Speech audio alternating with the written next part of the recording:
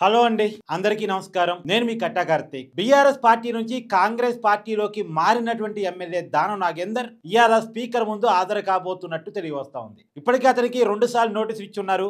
అతనికి ఇచ్చిన రెండోసారి నోటీసు గడువు కూడా ఆదివారంతో ముగిసిపోయింది. సుప్రీంకోర్టు డైరెక్షన్ ప్రకారం స్పీకర్ గారికి కూడా ఈ 4 వారాలే గడువు ఉంది కాబట్టి ఎమ్మెల్యేల మీద బీఆర్ఎస్ ఇచ్చినటువంటి అనార్హత వేటు పిటిషన్ల మీద నిర్ణయం తీసుకోవాల్సినటువంటి సమయం వచ్చింది కాబట్టి అందరినీ ఎమ్మెల్యేలను కూడా పిలిపిస్తూ ఉన్నారు.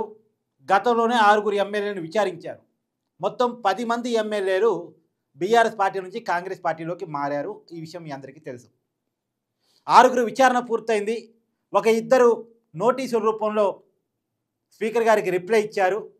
ఒక 2 మాత్రం ఇంతవరకు రిప్లై ఇవ్వలేదు. వాళ్ళే ఖైరతాబాద్ ఎమ్మెల్యే దానం నాగేంద్ర, శేషన్ గన్పూర్ ఎమ్మెల్యే కళ్యాణ్ శ్రీహరి.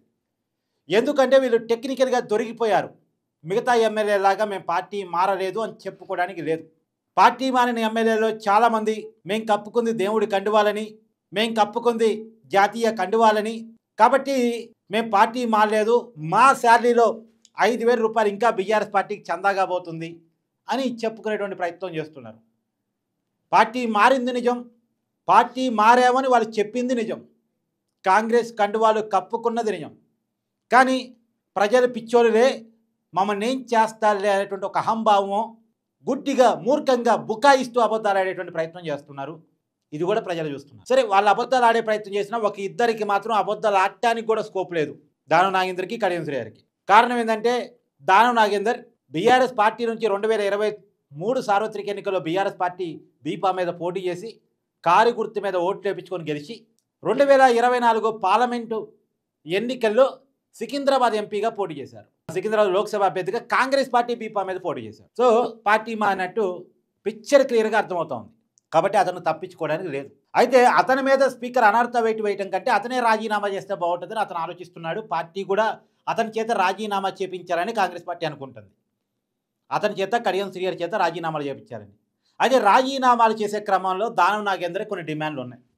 అవి గత 2-3 రోజులుగా మీడియాలో కూడా చర్చనీయాంశంగా మారాయి. కాంగ్రెస్ హైకమాండ్ పెద్దల్ని కలిశారట దానం నాగేందర్. నాకు ఎన్నికల్లో పోటీ చేసే ఉద్దేశం లేదు, నాకు ఎమ్మెల్సీ ఇచ్చి మంత్రి పదవి ఇవ్వండి, లేదు ఎమ్మెల్యే అయితే నాకు మంత్రి పదవి ఇస్తామని హామీ ఇవ్వండి, ప్రజల ముందు ఇవ్వండి, దానం నాగేందర్ని మంత్రి చేయబోతున్నామని హామీని ఇవ్వండి. అలా మినిస్టర్ చేస్తానంటేనే నేను రాజీనామా చేస్తాను. సరే, రాజీనామా చేయక తప్పదు, రాజీనామా చేయకపోతే అనర్హత వేడి పడిద్ది, ఎన్నికలకైతే వెళ్ళక తప్పదు.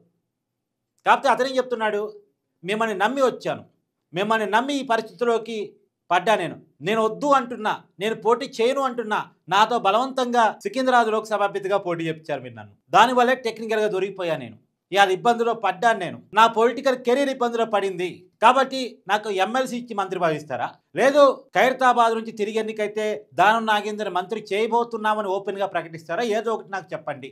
ఇది దానం నాగేందర్ అధిష్టానం ముందు పెట్టినటువంటి కండిషన్స్గా తెలియవస్తూ ఉంది. ఇప్పుడు దానం నాగేందర్కి ఎమ్మెల్సీ ఇచ్చి మంత్రి పదవి ఇస్తే ఖైరతాబాద్ నుంచి ఎవరు పోటీ చేస్తారు? విజయారెడ్డి పోటీ చేస్తారా, ఇంకెవరైనా పోటీ చేస్తారా? ఒక బీసీ స్థానంలో ఒక బీసీ వ్యక్తిని పక్కన పెట్టి కాంగ్రెస్ పార్టీ ఒక రెడ్డి అభ్యర్థికి టికెట్ ఇస్తే ఇప్పుడు కొద్దిగా ఇబ్బందికరంగానే ఉంటుంది. దానం నాగేందర్ చేత తిరిగి పోటీ చేయించే అవకాశం ఉంటుంది. ఎందుకంటే దానం నాగేందరే అక్కడ గతంలో అనేక సార్లు ఎమ్మెల్యేగా పనిచేసినటువంటి అనుభవం అతనికి ఉంది. సుదీర్ఘకాల రాజకీయ అనుభవం, మంత్రిగా పనిచేసిన అనుభవం ఇవన్నీ ఉన్నాయి కాబట్టి కొన్ని ఏరియాల్లో పరిచయాలు కూడా ఉన్నాయి కాబట్టి అందులో కాంగ్రెస్ పార్టీ బీసీస్లోకి ఎన్ని క్యారీ చేస్తూ ఉంది. జూబ్లీహిల్స్లో కూడా బీసీ అభ్యర్థి నవీన్ యాదవ్ టికెట్ ఇచ్చి గెలిపించుకుంది. జూబ్లీహిల్స్ ఖైరతాబాద్ పక్క నియోజకవర్గాలు. జూబ్లీహిల్స్లో ఏ రిజల్ట్ అయితే ఉంటుందో ఖైరతాబాద్లో దాదాపుగా అదే రిజల్ట్ రావటానికి స్కోప్ ఉంటుంది అనేది ఒక అంచనానే. యాస్థితికి అదే రిజల్ట్ ఉంటుందని చెప్పడానికి కూడా ఏం లేదు. కానీ రెండోది, జూబ్లీహిల్స్ ఎలక్షన్స్కి ఖైరతాబాద్ ఎలక్షన్స్కి ఉన్న డిఫరెన్స్ ఏంటంటే జూబ్లీహిల్స్లోనేమో ఎమ్మెల్యే అనారోగ్య కారణాలతో చనిపోవటం వల్ల వచ్చిన ఎన్నిక, అంటే అనుకోకుండా వచ్చిన ఎన్నిక, దేవుడిచ్చిన ఎన్నిక అనుకున్న ఒక రకంగా చెప్పాలంటే. అది ఎవరికి సంబంధం లేదు, ఎవరు కావాలని తెచ్చుకునే ఎన్నిక కాదు అది. కానీ ఖైరతాబాద్ అలా కాదు, చేతురాలో తెచ్చుకునే ఎన్నిక, పార్టీ మారటం ద్వారా తెచ్చుకునే ఎన్నిక. ఇప్పుడు పార్టీ మారటాన్ని ప్రజలు సమర్థిస్తారా, సమర్థించారా? దానం నాగేందర్ బీఆర్ఎస్ నుంచి ఉంటే కరెక్టా, కాంగ్రెస్ నుంచి ఉంటే కరెక్టా? కాంగ్రెస్ పార్టీకి ఖైరతాబాద్ నొప్పజెప్పాలా, బీఆర్ఎస్ పార్టీకి ఖైరతాబాద్ నొప్పజెప్పాలని అక్కడ జనం ఆలోచించుకుంటారు. పార్టీ ఫిరాయింపుల విషయంలో ప్రజల ఆలోచన ఏంది అన్నది తెలిసిపోయేటువంటి ఎన్నిక. అది ఖైరతాబాద్ అయినా శేషన్ గన్పూర్ అయినా. శేషన్ గన్పూర్ అంటే కళ్యాణ్ శ్రీహరి పెద్ద నాయకుడు ఒకటి, రూరల్ గ్రామాల్లో కాంగ్రెస్ పార్టీకి ఇప్పటికీ కొంత బలం ఉంది ఒకటి. మొన్న 2023లో కూడా గ్రామాల నుంచే కాంగ్రెస్ పార్టీ గెలుపుని అధికారాన్ని సాధించింది. సరే చేసి గెలుపుల్లో కిందో మేదో పడి కడియం శ్రీని గెలవడానికి స్కోప్ ఉంటుంది, కానీ ఖైరతాబాద్ అలా కాదు. అర్బన్ నియోజకవర్గం అంత ఈజీ కాదు. హైదరాబాద్ పరిధిలో కాంగ్రెస్ బలం లేదు. మొన్న ఏదో జూబ్లీహిల్స్లో గెలిచిన తర్వాత మాకు బలం ఉందని కాంగ్రెస్ పార్టీకి చెప్పుకోవడం తప్ప నిజానికి కాంగ్రెస్ పార్టీకి హైదరాబాద్ పరిధిలో పెద్ద బలం లేదు. మీరు అసెంబ్లీ ఎన్నికలు చూడండి, పార్లమెంట్ ఎన్నికలు చూడండి, మీకు అర్థమవుతుంది. కాబట్టి ఇప్పుడు ఖైరతాబాద్లో ఎలా గెలుస్తారు? రెండోది, జూబ్లీహిల్స్లో గెలిచారంటే మళ్ళా చెప్తున్నాను, కాంగ్రెస్ పార్టీ విజయం కంటే కూడా నవీన్ యాదవ్ గెలుపు అనేది పిక్చర్ క్లియర్. మీకు ఏమైనా డౌట్ ఉందేమో, నాకైతే డౌట్ లేదు. మీకు ఏమైనా డౌట్ ఉంటే నాకు మెసేజ్ చేసే కామెంట్ రూపంలో తెలియజేసే ప్రయత్నం చేయండి. అది పూర్తిగా కూడా నవీన్ యాదవ్ని కేటీఆర్ కూడా ఎక్కువ టార్గెట్ చేసి దానివల్ల బీఆర్ఎస్ పార్టీ చేతురాల ఓటమిని కూడా తెచ్చుకుంది. సరే, రేవంత్ రెడ్డి పోల్ మేనేజ్మెంట్ ఉంది, అధికారం చేతిలో ఉంటే పోల్ మేనేజ్మెంట్ అధికార పార్టీ వైపు సహజంగా బై ఎలక్షన్స్ అనుకూలంగా ఉంటాయి. ఇప్పుడు ఆ అధికార పార్టీ అనే అడ్వాంటేజ్ దానం నాగేందర్కు ఉన్నటువంటి లోకల్ ఫాలోయింగ్ వీటన్నిటినీ క్యాలిక్యులేట్ చేసి ఇక్కడ ఖైరతాబాద్లో గెలవాల్సిందే. ఏదేమైనా త్వరలో రాబోతున్నటువంటి ఎన్నిక Khairatabad by election. Khairatabad MLA Danam Nagender అతి త్వరలో రాజీనామా చేయబోతున్నాడు. ఇప్పటికే మనకున్న సమాచారం ప్రకారం రాజీనామా చేయాల్సి ఉంది. కానీ అతను పెడుతున్నటువంటి డిమాండ్ల విషయంలో అధిష్టానం నుంచి క్లారిటీ రాకపోవడం ఫలితంగా అంతిమంగా అతను మంత్రి కావాలి అన్నది ఆయన డిమాండ్. ఆ విషయంలో స్పష్టమైనటువంటి క్లారిటీ ఇంతవరకు రాకపోవటం ఫలితంగా ఇంతవరకు రాజీనామా చేయలేదు. ఇవాళైతే స్పీకర్ ముందు హాజరవుతున్నారు.